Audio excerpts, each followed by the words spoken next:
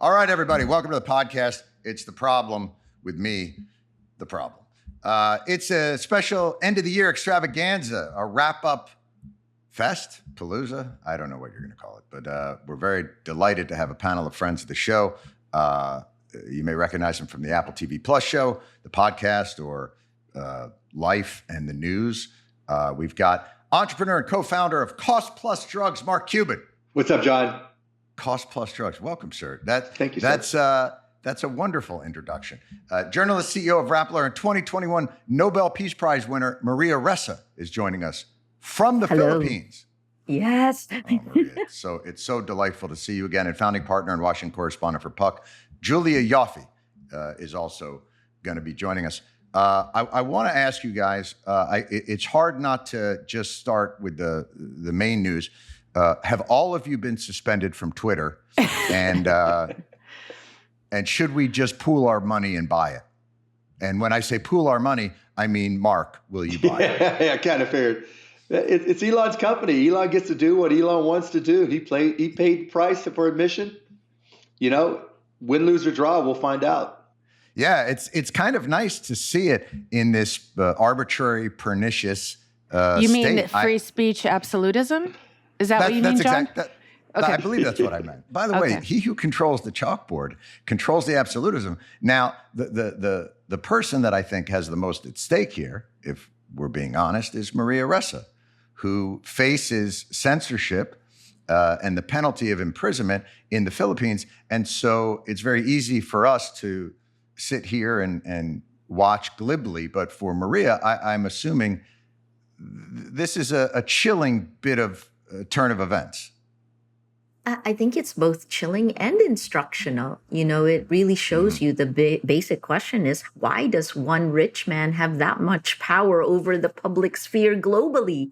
You know, and it has never happened this way in the past. And this platform in particular, because of its design, is global in scope. So and I think this is part of what we've been trying to point out, is that in the medium term, to just try to fix everything that is wrong, fix the information ecosystem, which means stop what social media has done, put guardrails on these. And what is happening on Twitter is a perfect example why you need this.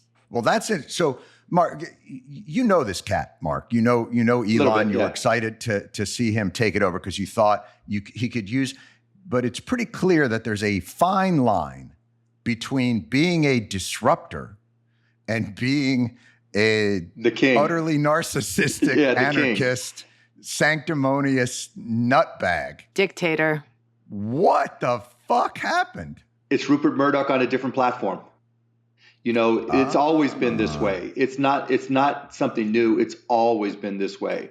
Walter Cronkite decided what went on his show. You know, Rupert Murdoch has been for corporate advocacy since Rupert Murdoch was born. You know, right. it's just a different platform. And so we're starting to understand. And look, and even with the Twitter files, even though there was no there, we got insight into how Twitter worked in their decision-making process. And while they tried to stick to their terms of service, there's always going to be a gray area where decisions are made about information. And so we're just getting, in this particular case, the guy making the sausage is showing his recipe, even though he's saying he's making cupcakes, he's making hot dogs, right? And we're getting to see how they're made. Mark, have you had breakfast yet? Because it seems to me that a lot of these food analogies may be based on you. Right here. There you go, baby. That's what I'm talking about. My Alyssa's healthy cookies. Oh, that's delightful. Julia, as a journalist, you've also got to be thinking to yourself, well, if I don't know where the mines are buried, I don't know where not to step, and my entire job is based on not treading lightly, but walking into this. The problem is, he made a big deal of Twitter files showing the corruption within the decision-making process of moderating this free speech town square platform. I would bet you a Twitter files from the last 24 hours would be a tiny release, because it would just be, Elon, what should we do? Answer, fuck these guys, get them all done. He just shut down Twitter Spaces because one of those journalists confronted him on the fact that he didn't dox Elon. He was just reporting on it. So Julia, forget about guardrails. Where's the map? What's the rule of the road here? Well, I do think it's interesting that these self-declared free speech absolutists are absolute in protecting their own speech, right? It's free speech for them, but for really nobody else, especially if it's speech criticizing them, then that's really, really out of bounds. Look, I think that Twitter has always been a fraught space for journalists. And I imagine that there are a lot of editors that are watching this with some relief. And then they're like, oh, good, just blow this thing up. And let's just not have any journalists on Twitter, because Twitter has given so many editors, so many of our bosses such, spilkus in the Genectigazoink because wow. Because let me just stop you right there. What a beautiful tribute to Hanukkah coming up was to have. I thought my grandparents just jumped on and said something. There is a punim that is smiling. That is very Shanum. There you go. It's Linda Richmond. Anyway, but you bring up a great point. Right, because they were always freaking out that we were saying things that would compromise our objectivity or that would get us in trouble. And I've gotten in trouble on there a fair amount of times. And there was so much hand wringing in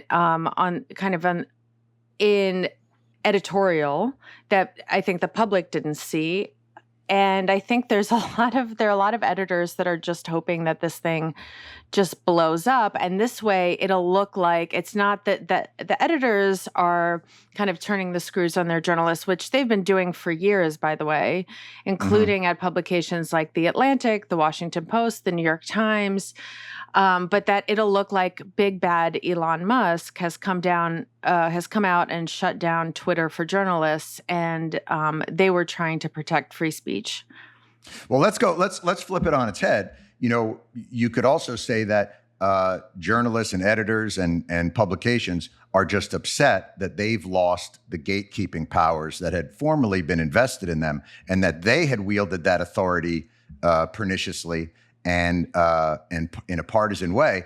And so this is the revenge of the free speech libertarians. But on the flip side of that, couldn't you make a case that Twitter blowing up is a good thing for journalists because they're so wedded to its circadian rhythm as though it's news, that journalists have turned this space into reality when in fact Twitter is not reality? Well, I think it became a really important platform because of journalists, because of people who acted like they were journalists. It was a kind of newsfeed and a bespoke newsfeed for a lot of people. Crowdsourced. But only for journalists. Yeah, only for journalists, right? Because, John, I don't necessarily agree that this is good for journalists. In one respect, it's good because everybody wants to hate the king and they get to do it in their own way, right? So everybody unifies in that perspective. But the other side of the coin is everything is long tail. The beauty of Twitter is you're able to accumulate followers, right? It's not algorithmically driven. Yes, and build a brand on there. Yeah, and you're able to define your brand. It's not like TikTok where it's all algorithmic and followers don't really have an impact. It's very much chronological and it's very much follower driven where, everybody in the early days of Twitter, when it evolved from being a social medium, hey, what are you doing at South by Southwest tonight, to, hey, let's get my news or let me promote something. Now it's very different and it's very brand driven. I think it actually created a lot of journalists and opened and kind of leveled the playing field and allowed a lot of people into the profession, not just of journalism, but comedy, other kinds of storytelling that wouldn't have made it into these traditionally very elite spaces that are very hard to break into. That's one. And then back to your original question, to turn it back on its head again, Elon bought this platform in part because conservatives were saying, us being shadow banned on Twitter, us being demoted on Twitter is a violation of our First Amendment rights. And liberals, ironically, were saying, well, this is a private company. They can do whatever they want. And they were saying, you're giving Elon too much credit. Yeah, I think you're giving Elon too much credit. Well, but so hold on, but no, but whether that was his thought process or not, but now that he owns it, now conservatives are saying, well, now it's a private company. He can do whatever he wants, and it's not a First Amendment right? So now it turns out, again, they're not free speech absolutes. Yeah. Well, like everything else, it becomes a tit for tat ownership over libs or conservatives. But my point is more this. Isn't it a problem if journalists view the ranking of trends on Twitter, aren't you outsourcing your editorial authority by and I do think journalists have done this and newsrooms have done this. They scan Twitter and they look at the trend and they look at how it's ranked and they decide, oh, that's the top story. That's the most important thing going on in the world right now. That's the urgency. And you see how it influences coverage. I mean, it's more than that, right? Like, so I would disagree with something Mark said, that it isn't just Elon kind of, being the owner and the gatekeeper of this. These are his rules, so he exercises the power media used to exercise. We never could exercise this kind of power because the power of technology is significantly different from traditional media, where we all saw the same thing, where we weren't cloned as, where data privacy is thrown out the door and algorithms of amplification determine, actually on Twitter in particular, lies spread at least 6 times faster than really boring facts. So from the very beginning, that's been quantified at 6 times, Maria? 6 times faster? This is an MIT study from 2018. Lies spread at least 6 times faster than facts on social media. And then you add on top of that, it is the kind of weaknesses of it, the way it was set up to basically keep you scrolling, right? Because that's the end goal of this, keep you scrolling so the platform makes money. It's monetized by engagement and the amount of time you spend on it. That's how they make the money. And it has actually gotten rid of, it has atomized meaning and flattened what engagement even means. But because it just wants to make money out of us, it has used our biology against us, insidiously manipulated our emotion, and a system of advertising and marketing that was once advertising and marketing has now been used for political power and geopolitical power. So this is insidious manipulation, and this is now a behavior modification system, and we're Pavlov's dogs. And where is this okay? Sorry, this is Maria Ressa, this is what I wrote a book about. I'm so down with this. I'm gonna go even further. Twitter is the opiate of the people. No, it absolutely. is of the masses. And haven't reporters been corrupted by it? Facebook, yes, because I think that survey alluded to Facebook and not to Twitter, right? Because Twitter really didn't have as much weight in 2018. It was Facebook, and yes, we saw this before. Twitter. Oh, was it? Okay. It was actually on Twitter, yeah. It was an MIT study done by Sina Naralan, then the guy who was formerly a CTO of Twitter. But it happens on every social media. No, but Mark, you have the money, so tell us. Yeah, I know what Elon's thinking, right? It's a toy. You buy different things. You can afford different things. But at the same time, I think we saw this all before with Facebook and Mark Zuckerberg, right? This is not new, right? This is something that's happened before. And that's why I analogized it to Rupert Murdoch and different platforms. Rupert Murdoch bought what he needed in order to have an impact, right? He didn't just say, okay, we'll just let the audience take us where it goes. He was very specific in what he was trying to accomplish. And I would say, is it Elon? Because he said, I want Ron DeSantis for president. He said he has a political goal. And I think tomorrow it could be somebody different. I think Elon is being Elon because he wants to, he bought a new toy. He's concerned about the economics. He's trying to figure out a way where he can have his impact and be the king while at the same time paying his bills. And as an entrepreneur, that's a process. So what we're doing, I've started a lot of companies, and I'm a ready, fire, aim entrepreneur, right? It's like, okay, I can visualize where I want it to go. I don't know exactly how I'm going to get there. That's exactly what Elon is doing right now. He wants to be the king. He doesn't know exactly how he's going to get there. If Joe Biden said, Elon, you're exactly right. We're going to make you the de facto communications protocol and a standard that'll make you the ultimate the TCP/IP of communications, right? Of news and information communications, he would love Joe Biden. Oh, that's interesting. But here's a couple of things though on that, Mark. One is you can be good at Twitter or you can own Twitter but you can't be both. And I think you cannot be a participant in the system. You have to maintain some sort of neutrality as it goes along, especially given the fact that this is a monopoly. There is no viable competitor to Twitter, as we've seen. Go to post.news. You know, it's not yet. Listen, right? you can go to Mastodon and Parler and post.news and all these places. It's like saying, there is I don't until want to. there is, right? There isn't until there is. But let me ask you then, if this is Shark Tank, are you in or out? Is Twitter an investment right now for you? Depends on the valuation, right? Or Post. Is Post an investment? You know what? I would do Post. Yes, I would do Post. Now, they wanted $250 million valuation, so I would question that because I think that's way too high for where it's at. But yeah, I think Post has got a shot because think about that, though. $250 million to $44 billion. What about Mastodon? Mastodon, I didn't like it. Mastodon was too hard to use. Mastodon with all the different servers and distribution, it wasn't intuitive, whereas Post.news is. Now, the question for Post.news and the competitors is how will they exercise their editorial strength, right? At what point will they start to say, no, you can't post this, and that'll define where it goes.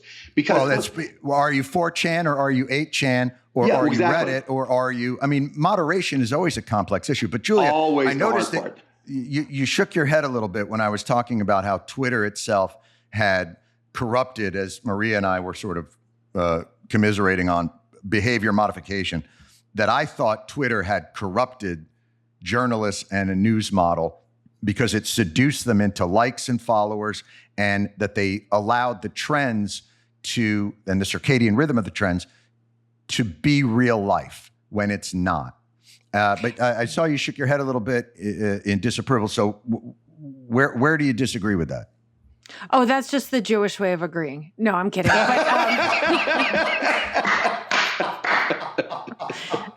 Oh, my goodness. No, actually. No. So, no, actually, I think that's true. And I think that Donald Trump understood that, in his bones and was able to manipulate the shit out of that. And that's why he turned the press into, like a dog with a bone. Anytime he tweeted, that's right, the news cycle would shift, right? He understood the behavior modification. On the other hand, I have not been a journalist who covers that kind of stuff. And Twitter has been something else for me. So when it does have value. There's no question. There's it does, right. And so, for example, when Putin invaded Ukraine, and even now, there's great value in Twitter abroad, right? And it does serve as a great resource tool and a great news feed. Julia, first of all, I want to thank you for throwing more Yiddish into the podcast. Second of all, oh my goodness, I want to thank you for the most natural segue I think we could possibly imagine on any kind of a podcast. And that's let's move into that, because the other obviously huge story in the world right now is Putin and Ukraine. And, I'm going to also put the grassroots revolution and protests that we're seeing in Iran. And Twitter is invaluable for those who are powerless against a regime. Unfortunately, the regime can also kind of reverse engineer it at some points. But Julia, I'll ask you, moving away from the Twitter aspect of it, are you heartened by Ukraine standing fast against Russia? Do you feel that this will be an escalation? Has the West provoked this, as some critics have said? Where do you stand right now on Ukraine, Russia? Oh my God, that is so many questions. But before I get into that, I do want to say that I think Maria would probably feel similarly, is that a lot of our, and Lydia Polgreen at the New York Times has written about this really well. I think that when we talk about social media, we talk about it in a very insular way, just as it applies to the U.S. And social media abroad, especially in authoritarian or in semi-authoritarian regimes, plays a very different role. That's and so, for example, and overseas they have more guardrails on social media than they do here. There's a lot more in Europe and India. Yes, but it also, so for example, when we were debating in the U.S. whether we should allow political ads on Facebook, everybody here said, oh, obviously it's a no-brainer. We should not allow political ads on Facebook. The Russian opposition, when it existed, said, wait. That's our only way to get ads out to the public, because we have no access to television. The Kremlin controls all of that. We have no access to the airwaves at all. All we have is Facebook and social media. Mm-hmm. So it's when you make a blanket policy based on the U.S., it's too wide of a brush. Right. I mean, that's Elon's failing too, because, you can't dox Elon, but 3/4 of the world is being doxed at any particular point in time. There's no way for anybody else other than Elon to ban anybody or protect themselves. Well, what was interesting is that he suspended an account that was Russian oligarchs' jets being tracked, which was like, oh, really? You want to protect those guys? Okay. Right. Maria, you're someone, so you live in a country that obviously has a more authoritarian bent. Although, how is the new boss same as the old boss? How is Marcos in relation to Duterte? Marcos is a little bit better than our last administration just because the bar was so low. But this is a Marcos. This is President Marcos, 36 years before he was overwhelmingly elected. His father and the family was thrown out by a people power revolt. Part of the reason that he won now is because of information operations that began in 2014, not coincidentally the same time as Russian information operations against Crimea, which was used in Ukraine. So this is all like, picking up three things, I think. One, this technology has pushed journalism to be its worst, right? Because the incentive structure gives widest distribution to the most salacious, the one that makes you angry, afraid, incentivized or for conflict and outrage. Right. And more than that, for lies, right? So it's really, and remember, if we don't have integrity of facts, then we don't have integrity of elections. And it can be weaponized, knowing that. You can weaponize And look at the business of news across the world. All the money is gone, right? There are no fact checkers anymore. And you talked about looking at trending news items as a way of determining what you're going to write about or produce. That's a way of saving money. You don't need as many producers. You don't need as many editors. You don't need as many reporters because a lot of the work is done for you. So what's the balance, Maria, when you talk about that freedom of expression versus guardrails that can be weaponized by authoritarian regimes? What's the balance? Well, right now, I could go to jail for the rest of my life because of the information operations that my government has done against me. China, Facebook took down information operations from China that was attacking me and journalists in the Philippines, right? But let me pull up the global parts of Twitter, because Twitter in the Philippines is actually significantly better than Facebook or YouTube. Right? It is. I'm actually far more protected on Twitter, even though now they're coming in. And part of that was just the take up on Twitter isn't as large as the take up on Facebook. 100% of Filipinos on the internet are on Facebook. Facebook is our internet. And a lot of the videos, of course, TikTok coming in, but a lot of the videos that were distributed on Facebook and subsequently Twitter came from YouTube. So this is an entire ecosystem. But I think putting up what you had said, which is, this is very different outside the United States. Most of the time, these American tech companies care about what happens in America because they also make the most money from America and Europe. In our parts of the world, there aren't enough people who understand our language, who understand the nuances, but it is also, here's the flip side, it is also where activists, human rights activists, journalists actually can reach. It flattens. It allows you to reach lawmakers in the United States, in the EU. And when Elon first bought it and took over, there was actually an ongoing, you mentioned Iran. Iran was an ongoing campaign on Twitter at that point in time, as was Egypt. One of the main proponents of the Arab Spring had just started a hunger campaign, and this was heading towards the climate change. And all of this was turned upside down because Elon decided that he would randomly change things when he felt like it. I think this is the difference between programming, as in one program, this is your quirks and you can own it and you can do what you want.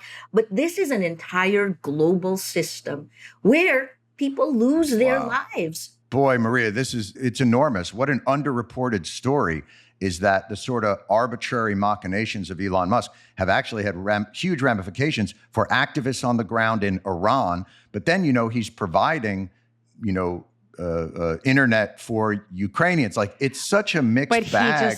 But he just hiked the prices by 25%. Did you see that? I did not see that. It was like a month ago, Starlink sent out a notice to Ukrainians. It was like, thanks for using Starlink. We're now raising prices by 25%.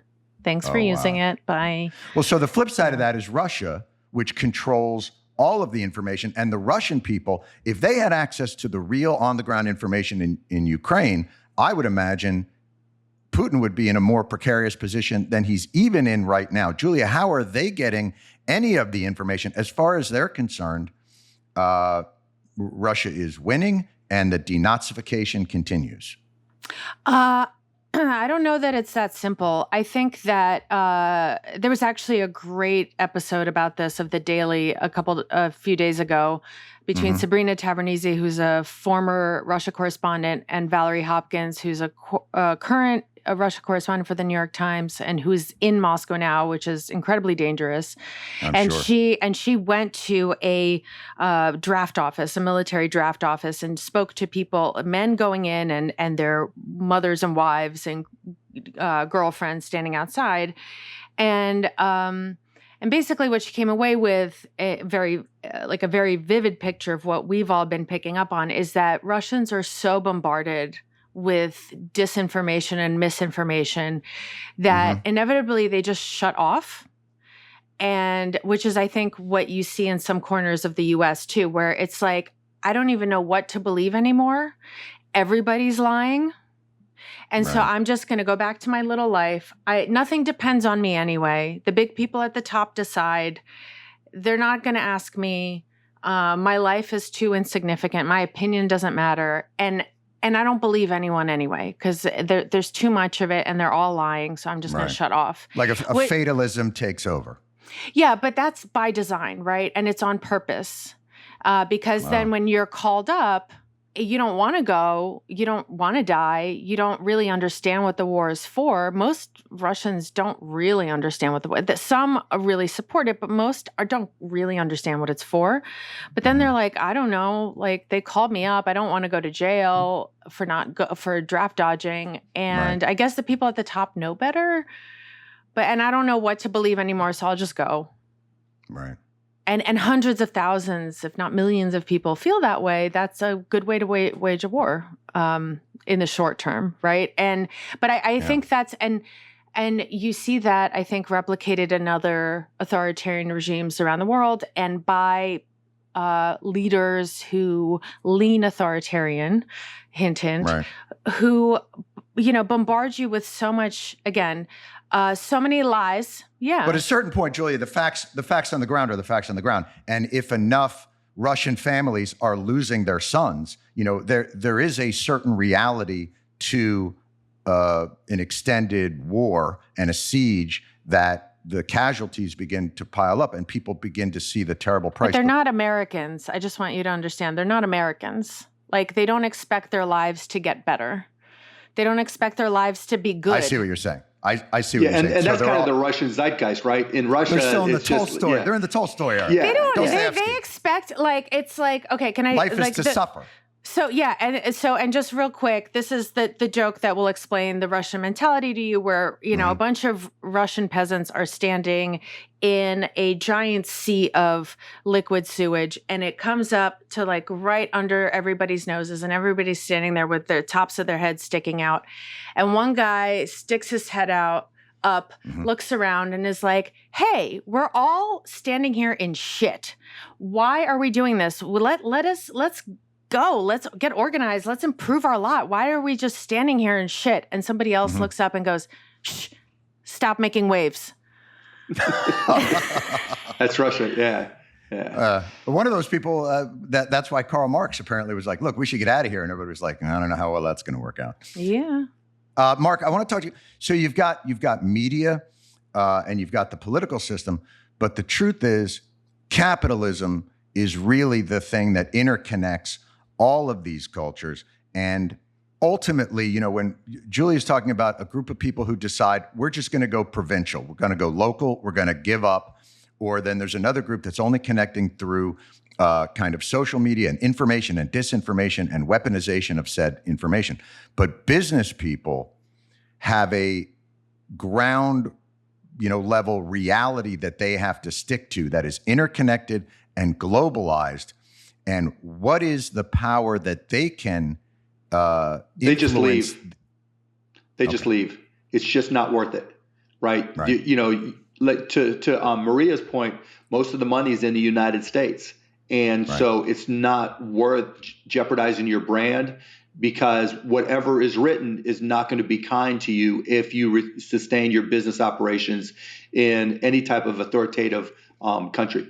It's not worth it. So they leave. But even the places that are more oligarch oriented or state run, like China, clearly, they're able to maintain a globalized economy while still exercising a real authoritarian control.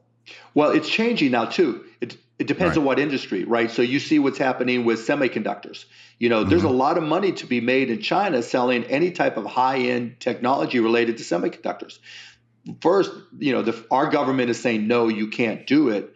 And second, they're not doing it because at some point you realize you don't want to kill the golden goose, right? If China Inc. is stronger than America Inc. across the board with new AI technologies and semiconductor technologies, we all have bigger problems. And so there is some rationality and pragmatism from corporate America in how they view international operations. It's just not worth being in an environment unless you're some subversive organization, the Wagner Group or whatever, right? But, it's typically not worth it. But don't we always, the United States in particular does this, we punish the citizens of these authoritarian regimes through sanctions. So we've done it all around the world, and we create these economic bars and economic deprivations. And the people that suffer, as Mark, I think, alluded to, aren't the oligarchs, and they aren't the business people, and they aren't the corrupt government officials. It's the individuals on the ground. The people of Iran suffer terribly under the kinds of sanctions. And Maria, living in a country that has a more authoritarian bent, what is your opinion of the efficacy of those kinds of things and what we can do? What is the leverage that democratic societies have other than punishing the citizens of countries already suffering under a lack of freedom? Well, so first, before I answer that one, let me just twist this just a little bit. Social media, the tech, when they became gatekeepers, because lies spread faster than facts, because now modern authoritarians basically lie all the time, then they say it's the other guy who's lying, and it's those journalists who are lying, and then everyone goes, so who is telling? There is no truth, right? That's the goal of Russian disinformatia. I don't think it's a coincidence that the number of democracies globally has rolled back to 1989 levels. And this has been done because if you don't have integrity of facts, you don't have integrity of elections. We are democratically electing illiberal leaders, the United States also having done some of this. So as we roll it back, right? So 60% of the world today is under authoritarian rule. 60%. Right. And is that the highest since 1989? That's the highest since the USSR fell, because that's 89 is when the Berlin Wall, all that. Yeah. Correct. So really, if you look at the next 2 years, if nothing significant is done, and the United States must take a role in this because it was first started by American tech companies. If nothing significant is done, we will have enough elections. We will elect more illiberal leaders democratically, and they don't just crumble the institutions of democracy in their countries. They do it. They ally globally. Like Belarus, would this be a democratic country today if Russia didn't come in to help? So, and then to pull up what Mark said, which is, in the end, it is power and money, but it cannot be like climate change where you take power and money right now and then you kill the world for anyone else. This is where we are headed with democracy. And so what do we do in the immediate term is, but don't you think, Maria, and I'll ask all you guys, but isn't the rolling back of liberal democracies and the increase in illiberal democracies a product of instability? And when you look at instability, who are the actors of instability within the world? And I would say the United States has unleashed a large part of the momentum for these illiberal governments by our wars in Afghanistan and Iraq. Who sent all those migrants across the seas into Europe that caused the voters in those areas to then turn to the right, and Le Pen and Maloney and Sweden? You know, we've played a really large role in oh boy, Julia.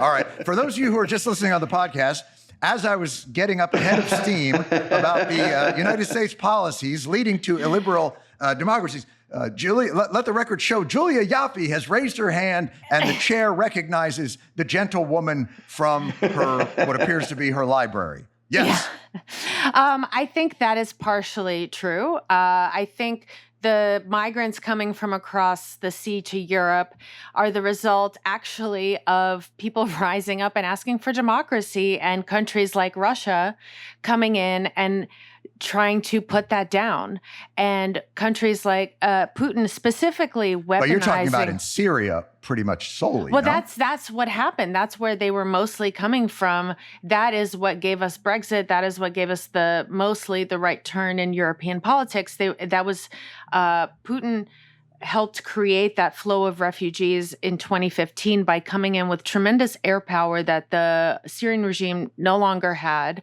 and bombing Aleppo, bombing aid convoys, bombing hospitals, bombing schools, and creating a refugee flow, weaponizing that refugee flow against Europe, because the EU had sanctioned him for taking over Crimea and trying to break up the unity inside the EU and hoping to weaken sanctions on him.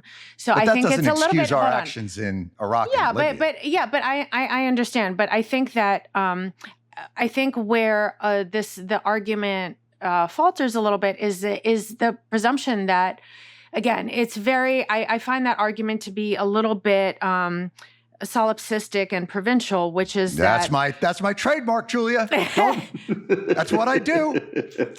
That's my jam. It assumes that the U.S. is the only actor in the world, and it takes away agency from all other countries. There are plenty of other actors in the world who create instability. Instability is kind of the default for the world. I was not suggesting the United States is the sole purveyor of instability, but we are an incredibly powerful force that unleashed a good deal of destabilization in that part of the world. But I don't think that that's what is the only thing driving the world toward that is what's driving the world toward autocracy. Give me a percentage. Give me your. Now Maria. Maria's got her hand up. Maria. All right, come on. Talk to me about what's back again. Talk to me about what's driving this move towards autocracy. Because if World War III is coming, I want to know who's the Allied powers and who are the Axis powers, and who are we joining up with? So, Maria. I go back and I wrote a whole book about this, right? What is the fundamental game changer? What you brought up, like Julia said, in many ways, that still happens at the speed of human comprehension. And human beings in society shift to these things, right? Elections happen at the speed of human comprehension. What does not happen at the speed of human comprehension is information warfare, information operations. So what you're talking about of Russian capture of media is very, very different from Russian disinformation that targeted Americans and continues to target with disinformatia, right? Russian military doctrine says that disinformation, information warfare is part of its military doctrine. And this is the best part that I love. Yuri Andropov, former KGB chair, says that disinformatia is like cocaine. You take it once or twice and you're going to be okay. But if you take it all the time, you are a changed person. We have taken it all the time since at least 2014, right? And it is going to get worse. Hold on. Cuban, you can't just chime in. It's going to get worse. It's going to get worse. Have you played with ChatGPT at all? Yes. The next battle is not as much about. The next battle isn't so much about Twitter or control of Twitter. It's who controls the AI models and the information that goes in them, right? Because if you play with any of these Chat GPT, DaVinci version 3.5, not to get too much in the weeds, right? We're Right. just in the first inning of what's going to happen with AI interactive models. And so if you go to ChatGPI and OpenAI.com and play with it, it's stunning. It's stunning how far it is. But imagine, this is version 3.5. How it can be weaponized, version, right. Version 10, what goes into those models is going to be more impactful than Twitter. Like my 13-year-old is already scheming how to write his papers, right? Because you can tell me, you can go in there and say, write me a paper about Russian disinformation approaches written for an 8th grader. And it'll do it at an 8th grade level. It's insane. Well, so let me try and put an optimistic spin on it then. So the world has always been destabilized, not just by America, thank you, Julia, but by the introduction of new forms of media. I mean, from the Gutenberg press to radio to television. Don't forget the clay tablet. Oh my God. The clay tablet was a fucking game changer. Game changer, Julia. I still have my old clay tablet. Starts with 10 lines, right? But the point being that whenever these new forms of communication are entered into the system, human comprehension is not able to digest them in a way that is not destabilizing. But there is a little bit, or have we reached a point where this technology is so agile and so virulent that human comprehension can't catch up? Or will, Mark, your 13-year-old, are they more immune to its negative deprivations because it's not new to them? Their brains are more evolved. Our generation, right, Gen X and older, doesn't get it, right? Gen Z and younger, they're not only native to it, they know how to block things out, right? Just like we would tell our parents, I don't want to deal with it. I'm not doing whatever, but they're better able to deal with it, but they're also going to define what comes next, not our generation, their generation. And they're more in tune to all these issues we're discussing. It's new to us because we're stuck in a legacy. But it is destabilizing. These new technologies, in and of themselves, far worse than far worse than what we've seen so far, because they're Twitter, Facebook, to a certain extent, they're democratic within the filters that an Elon or Zuckerberg or whoever else puts. Once these things start taking on a life of their own, and that's the foundation of a ChatGPT and DaVinci 3.5.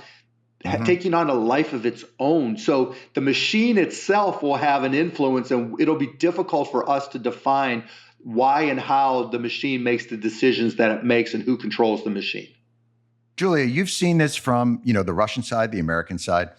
In your mind, what's the best way to deal then with these new weaponized misinformation and disinformation technologies that absolutely do draw people together, but also can clearly be weaponized to create conflict and destabilization? What's your, do you have a sense of solution? I think Europe has done a pretty good job. I mean, laws and regulations are always going to lag behind technology. By the time a lawmaker or a state body figures out what a technology really is and figures out what threat or risk it poses to society, how to regulate it, what guardrails to put on it, then figures out how to get it through the legislative process, blah, blah, blah, it will have already evolved 15 times at least. But I think Europe has done a pretty good job of regulating that space. But unfortunately, I think it's always going to be at the margins because so much of it is not just the technology, but it is, there's a reason I made a joke about the clay tablet and you mentioned the printing press. So much of it is that it's just a tool in the hands of human nature. And it is what people do with it and what people decide to do with it. And that, you can only put so many guardrails. I've always said that you can split an atom and you can create energy for an entire continent, or you can blow it up. And which one did obviously humans decide to do first? But maybe what I'm wondering is, if democracies are analog, if people are analog and these technologies are digital, then we'll never be agile enough, because a system of checks and balances is never going to be agile enough to catch up. Never. So maybe these new crowdsourced decentralizing technologies also hold the answer. Maybe the Are we talking crypto guardrails- now? Well, we're going to get it, but maybe the idea is crypto information guardrails. Maybe the idea is crowdsourced, blockchain moderation of these systems, because it's going to be more agile. I mean, as funny as like we may make Wikipedia out to be, it's a pretty good system for moderating information. That can be weaponized too. I mean, we'll get to a point in not too distant future where it'll be, I didn't write it, my reporter didn't write it, the CEO didn't write it, the dictator didn't write it. It was the AI that wrote it. It's not my fault. It's the AI's fault, and we'll have to extend sources. We're going into a whole new world, and I don't even think people realize how much things are going to change. The AI stuff. AI is more impactful than anything I've seen in my in my and it's not career. going to be it's not like Terminator AI. It's like we not just yet. don't know what's real and what's not AI. Right. We all have limited time. So we have to make our own editorial decisions on who we trust and who we don't trust. And that's one of the values of Twitter. I follow this person because I trust them. I don't follow that person because I don't trust what they say. With AI, it's not an individual. It's an accumulation and an ingestion and spidering of everything. Right. And it's going to be really difficult to reverse engineer. And there's going to be people who trust it, and it's going to be insane. So, Maria, how do these sources earn their editorial trust? How do they earn their authority in a world where it's changing so quickly? And will that become more valuable? The way that they said Cronkite earned his editorial authority. We have to move out of the old world, right? Yep. I mean, in the Nobel lecture last year, I said, this is like there's an atom bomb that exploded in the information ecosystem.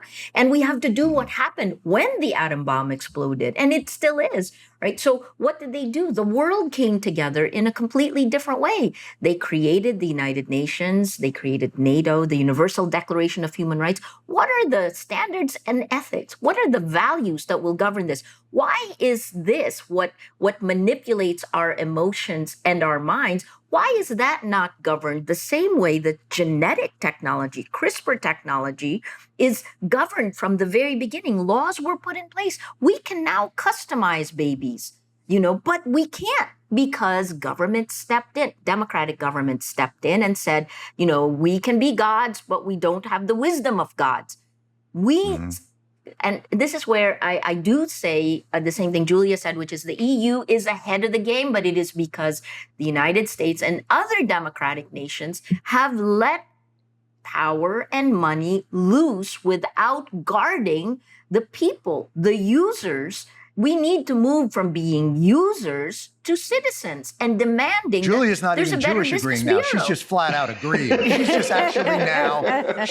She's not shaking her head. No, she is nodding up and down, vigorously seconding Maria Ressa. Julia, is that your mindset as well? Yeah, I mean, I think that that's kind of the problem in the U.S. and that getting back to the Elon problem, right, is that money can pretty much buy you anything in the U.S. And getting back to the other big story of the last month or so, which is Sam Bankman-Fried and. No, I'm not familiar with this. Could you fill me in, because I haven't heard anything. It's funny because I'm going to the Bahamas this winter, and I just want to make sure that everything is. There's probably cheap real estate for you down there, John. No, I would imagine so. But go ahead, Julia. Yeah, and we just came out of the midterms, and there was the whole thing of Peter Thiel had two of his candidates, and actually my colleague Teddy Schleifer did an amazing job covering this of the way that Mitch McConnell was constantly his team was constantly in touch with Peter Thiel and trying to get more money out of him, and that there's this whole shadow election happening before anybody even gets to cast a vote. There's it's actually called a shadow primary, that where before anybody even gets to cast a vote, the person who raises the most money is the one who gets to advance to even start campaigning, right? Mm-hmm. And it's a problem that was made worse by Citizens United, but I think, the whole, I'm here in Washington, D.C., where it's quite swampy.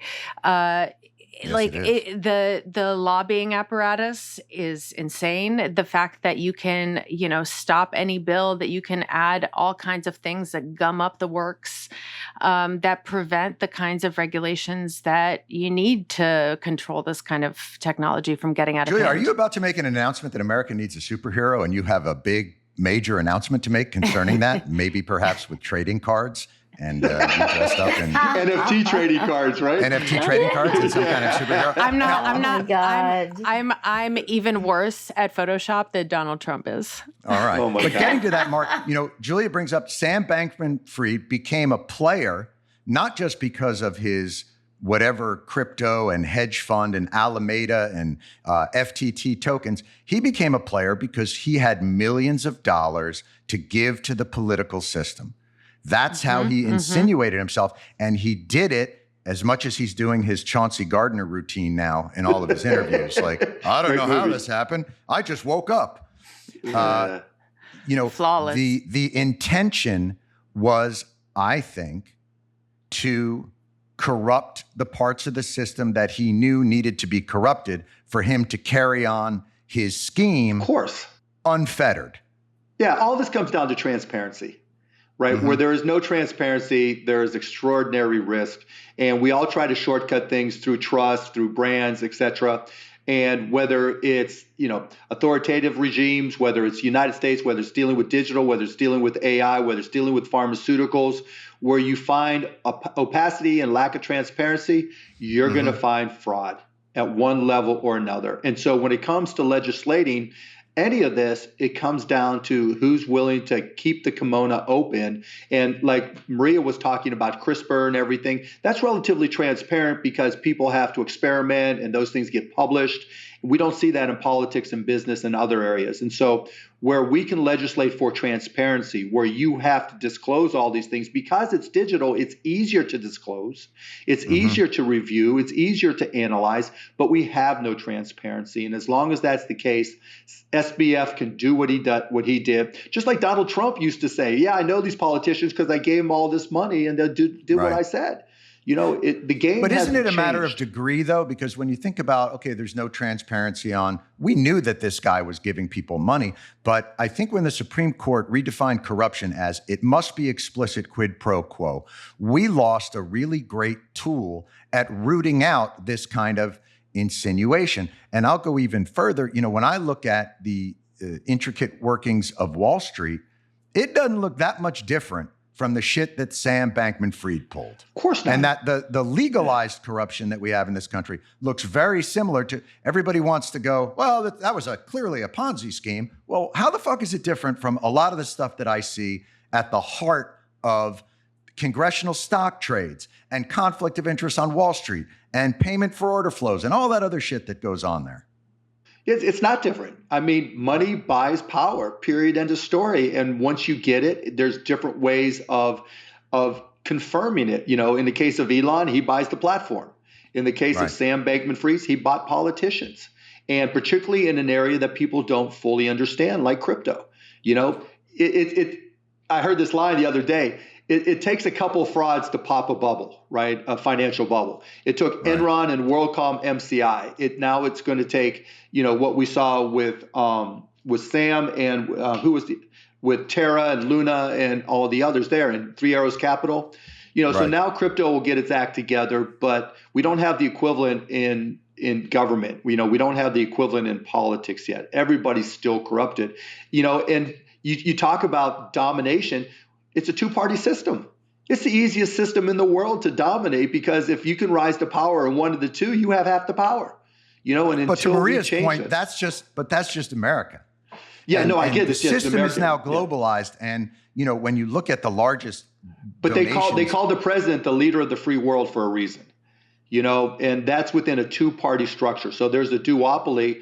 And you have a 50% chance, if you can get the top of either one of them, to be the most powerful person in the world. Sounds like a commercial, but that's an inherent, it's an inherent problem that we have. That's why I'm a fan of ranked choice voting, not to get too far afield. Maria, when you look at when I look at that SBF story and the crypto and all that, I also look at the media's utter irresponsibility in when this cat first showed up. I mean, they licked him up and down and treated him like a rock star. The very same people that are now saying, oh, this was clearly a Ponzi scheme, Bernie Madoff type guy.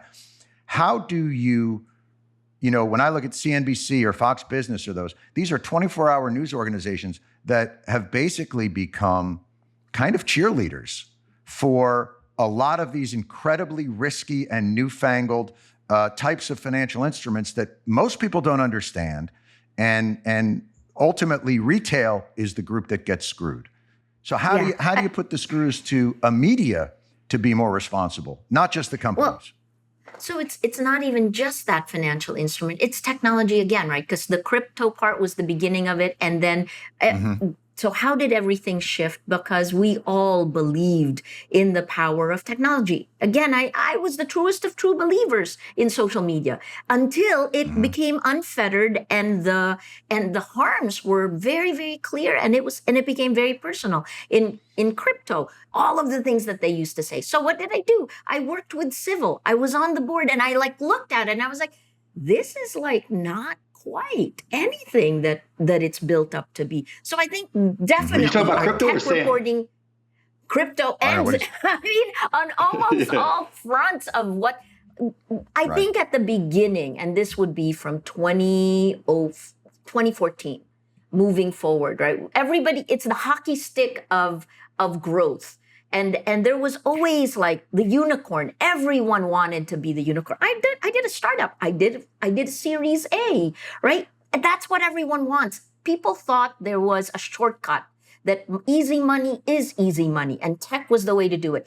It isn't true. There are harms that come with that, and we are now feeling it. There's a difference between the underpinning technology and crypto. There's the signal and the noise. In crypto, there was 99% of it was noise, but there's real value in signal there. But look, I was sat on the phone with Sam for an hour talking crypto, right?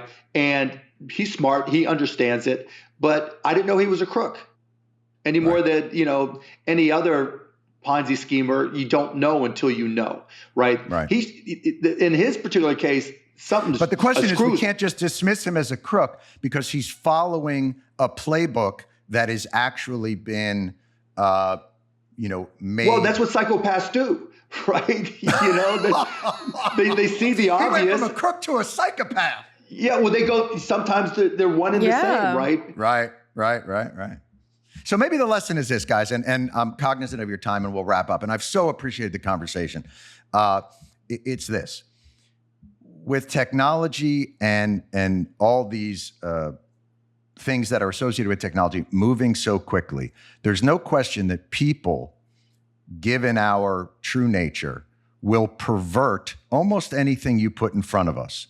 And now that the velocity of the perversions have come so far and so fast, we need robust protections from ourselves and most base instincts.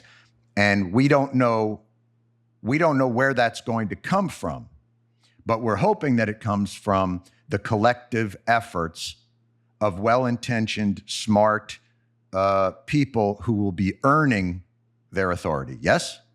Yes. I hope so. We're done here. So no World War III?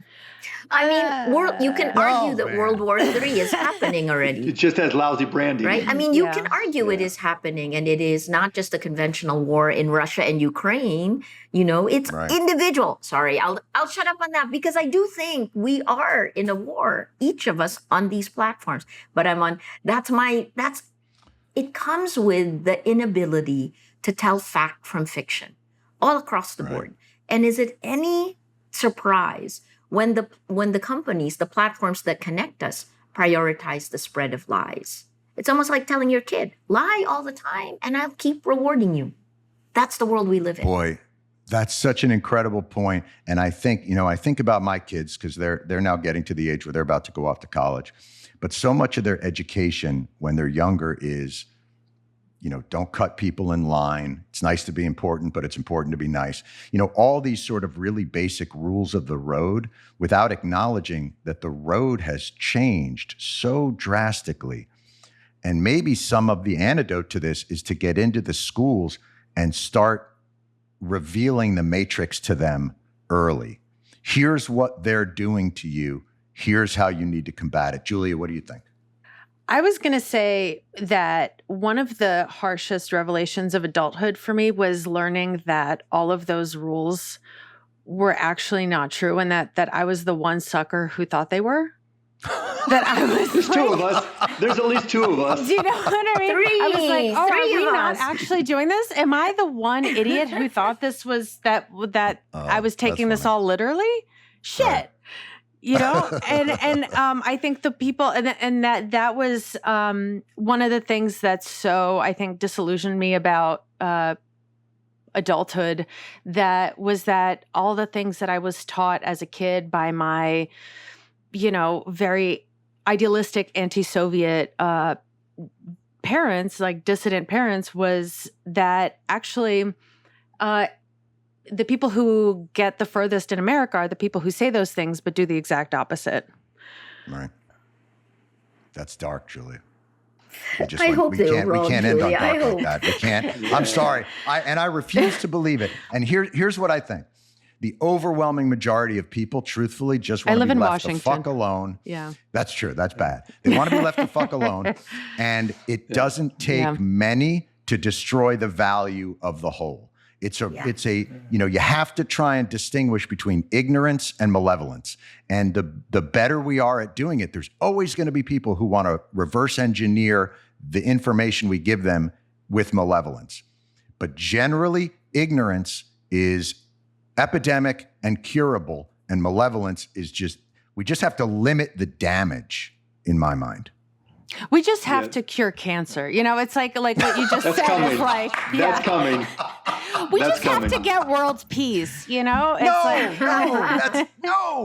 it's not pie in the sky. I'm telling you, isn't that the whole pursuit, though? Isn't that why you do what you do?